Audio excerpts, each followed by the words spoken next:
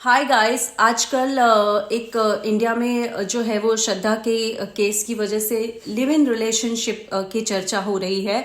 और मैंने बहुत ही क्लियरली ये कहा था पहले भी कि मैं बहुत ही सिंपल फैमिली से हूँ, जहाँ पर मैंने कभी इस बारे में सुना नहीं था। और मेरी मम्मी ने मुझे स्ट्रिक्टली बोला था कि आपको लड़कों को डेट भी नहीं करना है, आपको किसी से शादी करनी है तो आपको उन्हें पूछना है, अगर शादी करनी है तो। And I was very clear कि जब मेरे पूरे 20s में भी जब किसी लड़के ने मुझे डेट करने के लिए भी पूछा है तो मैंने उसे मना किया है। और मैं 7 बजे के बाद बाहर नहीं जाऊंगी। इस बात पे मैं हमेशा रोई भी हूँ कि मेरी मम्मी ने मुझे सिखाया है कि मुझे घर से बाहर नहीं निकलना।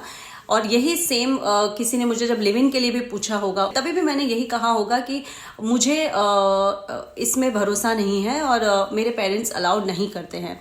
तो एक लड़का था जो पूरी रात इस बात पे रोता रहा, वो एक्टर जिसकी मैं बात करती हूँ, जो बहुत बड़े प्रोड्यूसर का बेटा भी है। और उसने मुझसे कहा कि वो मुझसे शादी करना चाहता है।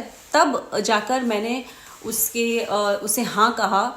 और उस शादी के इंतज़ार में करते करते वो 1.5 साल में मैंने बहुत कुछ ऐसा झेला, उसका वायलेंट नेचर और जो भी उसका गुस्सा है। और मुझे इस बात का हमेशा से डर लगता था कि उसका गुस्सा उस लेवल पे था कि उस गुस्से में वो कभी भी किसी भी वक्त मुझे मार सकता है। और मुझे ऐसी ऐसी चीज़ें पता थी कि अगर मैं उस बात पे झगड़ा करती या अपनी आवाज़ उठाती तो 100% मुझे ऐसा लगता है कि मेरे बॉडी के टुकड़े हो चुके होते हैं और मुझे कहीं गाड़ दिया जाता है, मैं कहीं मर जाती और बहुत सारी बातें होती हैं। लेकिन मुझे अब उस 11 साल पहले की जो मेरे पे गुजरा है ट्रॉमा जो मेंटली मुझे मिला था, मैं उसे रिपीट नहीं करना चाहती हूँ क्योंकि वक्त बीत गया है। और अब मैं वक्त के साथ आगे बढ़ी हूँ और मुझे अपनी ज़िंदगी जीनी है, अब मैं जीना चाहती हूँ। तो मैं उसमें जाना नहीं चाहती हूँ। पॉइंट ये है कि मैं आज की जनरेशन को या अभी जो लिविंग रिलेशनशिप को एक्सेप्ट करते हैं या रहते हैं उन्हें गलत नहीं मानती हूँ। हमें ज़माने के साथ चलना होता है। अगर आजकल के जो जनरेशन है अगर वो मानती हैं कि वो खुश रह इस तरीके से उन्हें अपनी ज़िंदगी किसी भी तरीके से उन्हें अपनी ज़िंदगी बितानी है, ये उन पर है। मैं किसी को कैसे जज कर सकती हूँ और मुझे हक भी नहीं है किसी के ऊपर किसी के लिए भी जजमेंट करने का। इन शॉर्ट, मैंने उस वक्त कभी बिलीव नहीं किया। शायद आज की डेट में अगर मैंने खुद से शादी नहीं की होती तो मैं इस बात को बिलीव कर सकती थी, क्योंकि जनरेशन बदल गई है, सोच बदल गई है। जैसे कि मैंने आपको पहले भी कहा कि मैंने किसी भी लेजेंड का मुझे अब नाम नहीं लेना है, इसी वजह से मुझे अब पास्ट में नहीं घुसना है।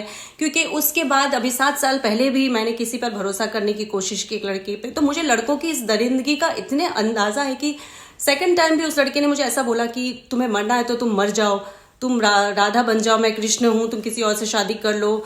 और मुझे बताया भी नहीं कि वो किसी दूसरी लड़की को डेट कर रहा था और किसी तीसरी लड़की पे भी ट्राई कर रहा था।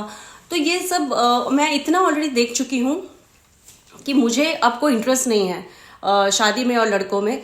सोशल मीडिया से भी मेरा यही एक रिक्वेस्ट है कि प्लीज़ मुझे इसमें इन्वॉल्व मत कीजिए, क्योंकि मैं स्ट्रिक्टली मैं बहुत ही जब मैं बड़ी हो रही थी अहमदाबाद के साबरमती एरिया से, तो वहाँ पर मैंने कभी ये शब्द सुना भी नहीं था। और उसके बाद मेरी मम्मी ने मुझे हमेशा सिखाया था, तो मैंने कभी भी जब भी किसी लड़के ने मुझे पूछा है तो मैंने मना ही किया है। लेकिन आज की डेट में मैं किसी भी लड़की को इस वजह से जज नहीं करना चाहूँगी। ये उनका खुद का फैसला होगा, उनकी मर्जी होगी। अगर उन्हें ये सही लगता है तो वो कर सकती हैं। इतनी सी बात मैंने कही थी सोशल मीडिया पे। पेरेंट्स की खुशी के लिए अपने घर उनकी वो हमेशा खुश रहेंगे अगर उसकी शादी हो जाए। हर वो मुमकिन कोशिश करती है कि लड़का कैसे भी मान जाए या कोई एडजस्टमेंट करती है थोड़े से कि अगर कहीं वो उसमें कोई बुराई भी है, जैसे गुस्सा भी है या कुछ भी है, वो सब ठीक हो जाएगा एक दिन। वो कोशिश करती है कि वो सुधर जाए। या तो वो सुधर जाता है या तो लड़की बच के निकल जाती है। जैसे कि मैंने बहुत ही समझदारी का काम किया था कि मैं चुप रहती थी जब भी मुझे पता चलता था कि कुछ ऐसा है कि मुझे पता चल गया है और अगर मैं ज़बान खोलूंगी तो वो मुझे मार देगा गुस्से में, या हो सकता है कि उस गुस्से में मैं मर भी जाऊं, क्योंकि वो उसकी आदत थी कि वो कुछ भी उठा के मुझे कभी भी मार सकता था।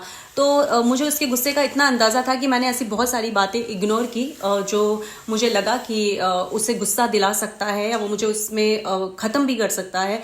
अगर मैं उस वक्त वो नहीं करती, अगर मैं चुप नहीं नहीं रहती तो शायद मेरे टुकड़े हो जाते और ये मुझे ख़त्म कर देगा। और वो डर मैंने सहा है। मुझे पता है कि अगर किसी इंसान के साथ आप रहते हो या उसके साथ रिलेशनशिप में हो, उसके लिव इन की बात नहीं कर रही हूँ मैं कह रही हूँ कि अगर आप किसी की गर्लफ्रेंड भी हो, उसके परिवार में भी आपका आना जाना है, तो आपको पता है कि वो इस बात से गुस्सा होकर आपके साथ कुछ भी कर सकता है। तो वो मैंने थोड़ी समझदारी उस वक्त इसलिए की थी कि मैं चुप रही, क्योंकि अगर मैं चुप नहीं रहती तो मुझे बहुत डर लगता था कि मैं कभी भी मर सकती हूँ। मेरा उसके गुस्से में अगर उसका इंटेंशन ना भी हो तो भी मैं ख़त्म हो सकती हूँ।